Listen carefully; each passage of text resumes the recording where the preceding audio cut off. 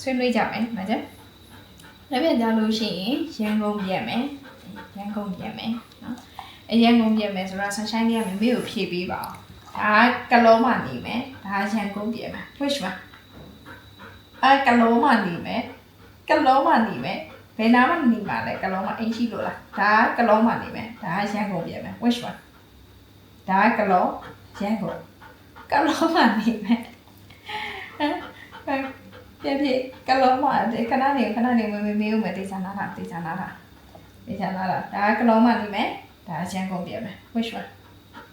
ကလုံးမှနေမယ်နောက်ဆုံးတစ်ခါမယ်ဒါကလုံးမှနေမယ်ဒါရန်ကုန်ပြန်မယ်ကလုံးမှနေချင်တာကလေးကတလက်တစ်ခါပဲဖြစ်ပြီဒါကလုံးဒါရန်ကုန် which one ကလုံးမှနေမှာကလေးကလုံးမှအိမ်မမရှိတာဘယ်မှနေမှာတော့ကလုံးမှဟိုတယ်မှာနေမရမယ်လေဟိုတယ်မှာနေဖို့ပိုက်ပြီပတ်ချံသွားရှာမယ်ရန်ကုန်မှာပတ်ချံရှာပြီးမှပြန်လာပို့ပေးမယ်မေပတ်ချံရှာအောင်အေးချွေးနေအဲ့ကြောင့်ရှာပြီးတော့လာပို့ပေးပါမယ်ကလုံးမနေတော့အခါ